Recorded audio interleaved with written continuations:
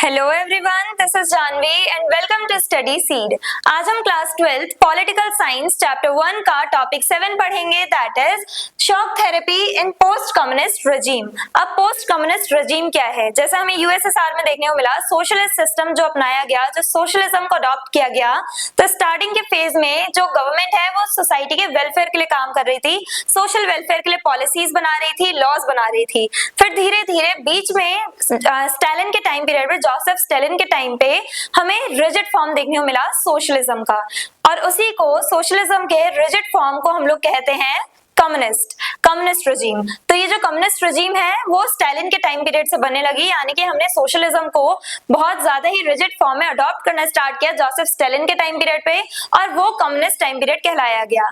अब सोशलिज्म को हमने अडॉप्ट किया था जहां पे हम पहले सोसाइटी के वेलफेयर के लिए काम कर रहे थे, फिर धीरे धीरे हमने सिटीजन्स के पब्लिक और प्राइवेट लाइफ में इंटरफेयर करना शुरू किया सिर्फ सोशल वेलफेयर के लिए, और जो गवर्नमेंट है वो बहुत ज्यादा अथॉरिटेटिव होती चली गई, और ये जो सिस्टम था उसकी ही वजह से, इस अथॉरिटेटिवनेस की ही वजह से हम इसे कम्युनिस्ट सिस्टम कहते हैं, इसी वजह से।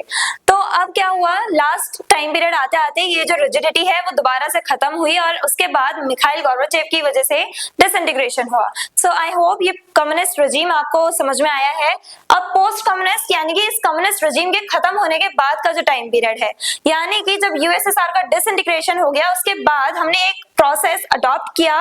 कैपिटलिस्ट कंट्री, हम लोगों को कैपिटलिस्ट इकोनॉमी को अडॉप्ट करना था, कैपिटलिस्ट सिस्टम को अडॉप्ट करना था, तो उसके लिए हमने एक प्रोसेस अडॉप्ट किया, और उस प्रोसेस का क्या नाम है? Shock therapy. अब शॉक थेरेपी को ही हम आज के वीडियो में डिस्कस करेंगे। After the disintegration of the Soviet Union, many post communist countries adopted a policy called shock therapy. अब सबसे पहले हमें ये डेफिनेशन समझनी है। It was a method of rapid transition from a socialist economy to a capitalist economy. अब shock therapy है क्या? शॉक थेरेपी एक ऐसा मेथड है, एक ऐसा प्रोसेस है जिसके थ्रू जो पोस्ट कम्युनिस्ट कंट्रीज थी उन्होंने सोशलिज्म को छोड़ करके कैपिटलिज्म आइडियोलॉजी को अडॉप्ट करना स्टार्ट किया। यानी कि अभी तक जितने भी यूएसएसआर की कंट्रीज जो थी, जो सोशलिज्म को फॉलो कर रही थी, अब वो शिफ्ट कर रही हैं, अब वो सोशलिज्म आइडियोलॉजी को छोड़ के कैपिटलिस्ट सिस्टम को अडॉप्ट कर रही हैं, डेमोक्रेसी अडॉप्ट करना चाहती हैं। तो ये जो पूरा प्रोसेस था, इस शिफ्टिंग का, इस ट्रांजिशन का जो प्रोसेस था, जहां पे हम सोशलिस्ट सिस्टम छोड़ के कैपिटलिस्ट सिस्टम जो है वो अडॉप्ट करना चाहते हैं, और ये पूरा जो ट्रांजिशन जिस प्रोसेस के थ्रू हुआ वो प्रोसेस कहलाया शॉक थेरेपी। अब शॉक थेरेपी की वजह से सोशलिस्ट इकोनॉमी से यूएसएसआर कंट्रीज ने कैपिटलिस्ट इकोनॉमी को, यानी मार्केट बेस्ड इकोनॉमी को अडॉप्ट किया, यानी कि सोशलिज्म से कैपिटलिज्म में उन्होंने शिफ्ट किया। जब यूएसएसआर यानी सोवियत यूनियन का डिसइंटीग्रेशन हुआ, उसके बाद जितनी भी पोस्ट कम्युनिस्ट कंट्रीज थी, यानी कि जो यूएसएसआर से अलग हुई थी जो कंट्रीज, जो 15 इंडिपेंडेंट कंट्रीज बनी थी, उन कंट्रीज ने सोवियत यूनियन के डिसइंटीग्रेशन के बाद एक पॉलिसी अडॉप्ट करी, एक प्रोसेस के थ्रू उन्होंने शिफ्ट किया टुवर्ड्स कैपिटलिस्ट इकोनॉमी, और वो प्रोसेस क्या कहलाया गया? Shock therapy. अब शॉक थेरेपी के एम यानी ऑब्जेक्टिव्स क्या क्या थे? To end the state control over the economy. अब क्योंकि हमारा मेन एम ये है कि हम कैपिटलिज्म को अडॉप्ट करना चाहते हैं और सोशलिज्म जो है उसे खत्म करना चाहते हैं, सोशलिस्ट सिस्टम को हम खत्म करना चाहते हैं, तो मतलब हमें क्या करना है? जो इकोनॉमी पे, हमारी इकोनॉमी पे जो स्टेट का कंट्रोल है, यानी कि जो स्टेट है वो क्या करती थी? इकोनॉमिक इनइक्वालिटीज ना बढ़े सोसाइटी में, इसकी वजह से स्टेट वेल्थ को इक्वली डिस्ट्रीब्यूट कर दिया करती थी अमंग द सिटीजन्स। तो जो स्टेट का कंट्रोल है इकोनॉमी पे, इकोनॉमिक इंस्टीट्यूशंस पे, उस कंट्रोल को हटाया गया, और यही हमारा मेन एम था किसका? शॉक थेरेपी का। क्यों? क्योंकि जब इकोनॉमी पे से हम स्टेट का कंट्रोल हटाएंगे, हम प्राइवेट ओनरशिप देंगे सिटीजन्स को, तब जाके सिटीजन्स जो है वो सही मायने में डेमोक्रेटिक आइडियल्स को फॉलो कर पाएंगे, उन्हें सच में कैपिटलिज्म के जो एडवांटेजेस हैं वो मिल पाएंगे। To introduce free market principle. अब जो हमारा एक और एम था, यानी कि ये दो मेन हमारे ऑब्जेक्टिव थे शॉक थेरेपी के। पहला ऑब्जेक्टिव क्या था? कि स्टेट कंट्रोल ना हो हमारी इकोनॉमी पे, और दूसरा ऑब्जेक्टिव क्या है? जो हमारी मार्केट है उसे हमें ओपन अप करना है, जिससे कि हम इंपोर्ट एक्सपोर्ट इजीली करवा सके, ग्लोबल मार्केट के साथ हम इजीली कनेक्ट कर पाए। तो इसलिए फ्री मार्केट देनी थी हम लोगों को, हमें ओपन करनी थी अपनी मार्केट।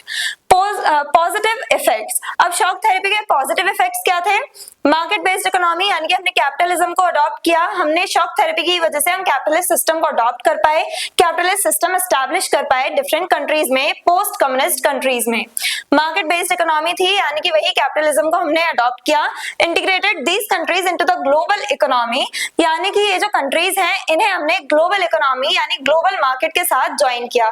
जैसे फॉर एग्जांपल अगर हम रशिया की बात करें तो रशिया में भी शॉक थेरेपी देखने को मिली हमें।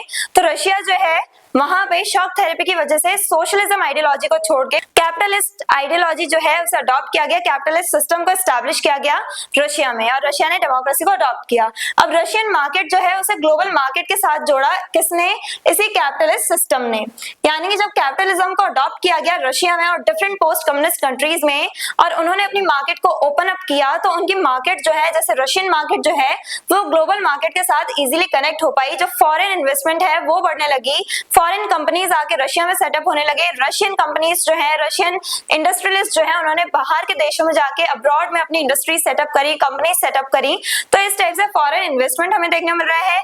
जो रशियन कंट्रीज, रशिया की जो इंडस्ट्रीज है, सिर्फ रशिया ही नहीं, डिफरेंट जो पोस्ट कम्युनिस्ट कंट्रीज हैं वहां पे हमें फॉरेन इन्वेस्टमेंट देखने को मिला। इंक्रीज फॉरेन इन्वेस्टमेंट यानी कि फॉरेन कंपनीज आके सेटल हो रही हैं आपके देश में, तो फॉरेन डायरेक्ट इन्वेस्टमेंट आ रही है। साथ ही साथ जो फॉरेन कंट्रीज हैं, फॉरेन कंपनीज जो हैं वो आपके देश में आके आपकी नेटिव कंपनीज, नेटिव इंडस्ट्रीज में भी इन्वेस्ट कर रही हैं। तो इस टाइप से फॉरेन इन्वेस्टमेंट बढ़ने लगा, जिसकी वजह से इकोनॉमिकल ग्रोथ हुई, इकोनॉमिकल डेवलपमेंट हुआ। कहां पे?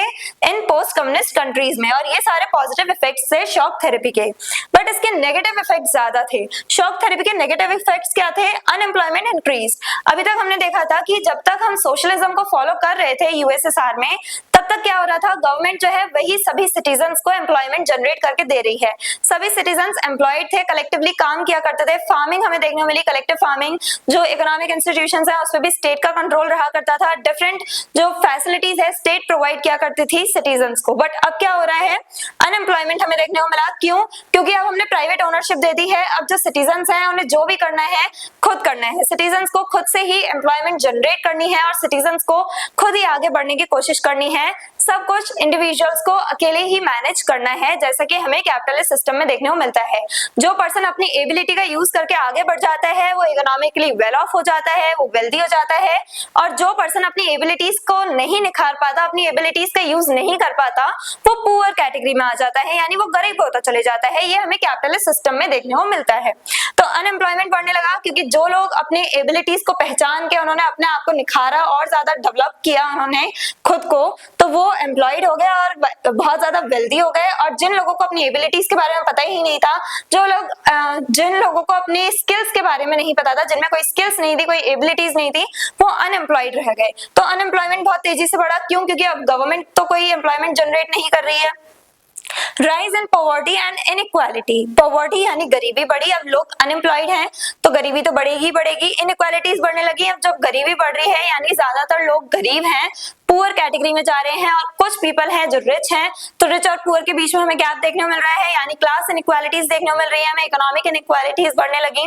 Loss of state welfare benefits, जैसे स्टेट जो पहले वेलफेयर के लिए काम किया करता था, वेलफेयर पॉलिसीज बनाता था, वो अब हमें देखने को नहीं मिल रहा है। तो इसकी वजह से काफी सारे सिटीजन्स जो है उन्हें सफर करना पड़ा, काफी सारी फैसिलिटीज उन्हें नहीं मिल पा रही हैं। बट क्योंकि उन्होंने डेमोक्रेसी अडॉप्ट करी है, तो डेमोक्रेसी में तो हमें देखने को मिलता है कि हाँ, सोशल वेलफेयर के लिए डिफरेंट लॉज एंड पॉलिसीज बनाई जाती हैं, बट उतनी नहीं जितने सोशलिस्ट सिस्टम में बनाई जाती हैं। क्योंकि सोशलिस्ट सिस्टम में तो गवर्नमेंट इतनी पॉलिसीज, इतने लॉज बनाती हैं, जो सिटीजन्स हैं वो टोटली कंप्लीटली गवर्नमेंट पे डिपेंड करते हैं हर एक फील्ड में। बट कैपिटलिस्ट सिस्टम में इंडिविजुअल्स को खुद से ग्रो करने का चांस दिया जाता है। कैपिटलिज्म जो है उस आइडियोलॉजी को अडॉप्ट किया गया यहाँ पे, और उसके काफी सारे नेगेटिव इफेक्ट्स देखने को मिले। क्यों? क्योंकि ये लोगों के लिए यानी सिटीजन्स के लिए बिल्कुल न्यू था। सिटीजन्स को पता ही नहीं था कि अगर गवर्नमेंट ने सोशल वेलफेयर स्कीम्स निकालना बंद कर दिया तो क्या होगा। पहले जो लोग यानी कि जो सिटीजन्स कंप्लीटली गवर्नमेंट पे यानी स्टेट पे डिपेंडेंट थे, स्टेट की वेलफेयर पॉलिसीज के अकॉर्डिंग ही उन्हें सब काम करने होते थे, वो सब अब उन्हें देखने को नहीं मिल रहा। अब जो गवर्नमेंट है वो बेसिक फैसिलिटीज प्रोवाइड कर रही है, जैसे एजुकेशन, हेल्थ केयर फैसिलिटीज, और कुछ एम्प्लॉयमेंट जनरेट भी कर रही है, एम्प्लॉयमेंट चांसेस भी प्रोवाइड कर रही है सिटीजन को, बट उतने नहीं जैसे पहले किया करती थी। तो इसलिए काफी सारे नेगेटिव इफेक्ट्स देखने को मिले हमें। अनएम्प्लॉयमेंट बढ़ने लगा, गरीबी बढ़ी, इकोनॉमिक इनइक्वालिटीज बढ़ी, और स्टेट वेलफेयर बेनिफिट्स जो है अब हमें उतने देखने को नहीं मिल रहे। क्यों? क्योंकि स्टेट उतनी वेलफेयर पॉलिसीज नहीं बना रही जितनी पहले बनाया करती थी।